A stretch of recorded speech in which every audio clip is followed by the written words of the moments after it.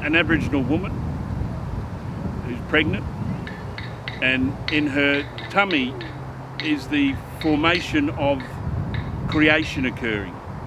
and creation occurring in regards to connection to country and connection to language, which is connected to country, connection to law, and law is everything and oversees everything, to family, which is connected to law, language, country, and ceremony. And ceremony in sharing story, songs and dances that are in the midst of creation that is occurring in the womb of the Aboriginal woman. She gives birth and creation happens. Birth, and the mother provides the totem for her newborn creation, and that totem connects the newborn to country, connects the newborn to the first seed of responsibility planted. The mother names the child, so that child has its connection to its identity, place and belonging, not only with the mother but also in regards to the connection to country, language, law, kinship and ceremony. And for a brief moment there is a happy existence in regards to who you are supposed to be. Who you are supposed to be, who you are as a valued member of your Aboriginal society, who you are as a human being. And then in a moment, a person representing the Aboriginal Protectorate walks into the room and disconnects you from your identity, place and belonging. Disconnects you and takes you to a place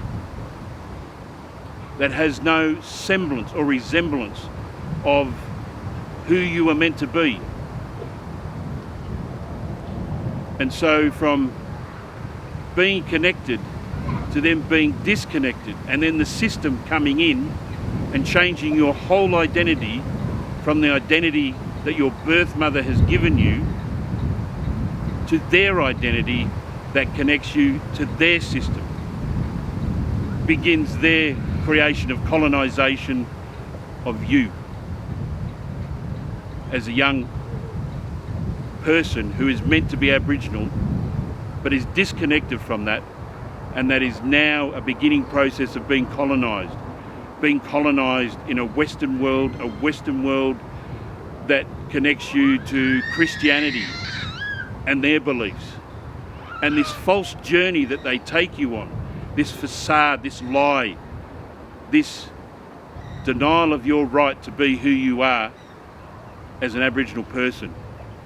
for me as an Aboriginal man. And that continues on until the realisation that this is not who you are meant to be. This is not who you're supposed to be. And so how do we then plant the seeds for the process of decolonisation? Decolonising ourselves so that we can re-engage in our knowledge and understanding of our connection to our identity, place and belonging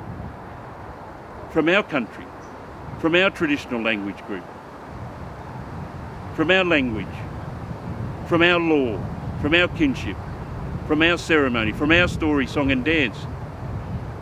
How do we decolonise and re-engage in that? Because being a part of the colonising process and being placed on somebody else's language group who has been hit hard from the frontier wars and the very first impact of that colonisation, a community who is being decimated, who is trying to rebuild, who have many other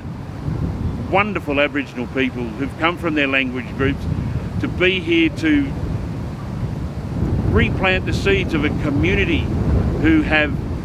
been missing,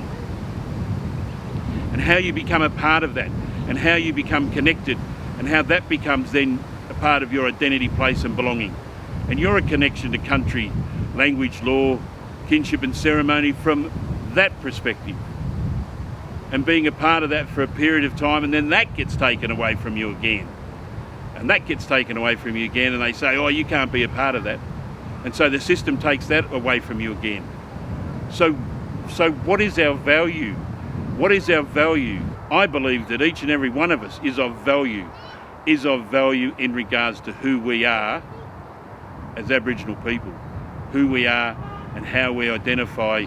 and how we reconnect, how we as a community, how we as Wathaurong Aboriginal community plant our seeds for our community members to re-engage in knowledge and building that knowledge to understand country, understand language, understand law, kinship and ceremony, how we replant our seeds, because I see you, we see you, and we're here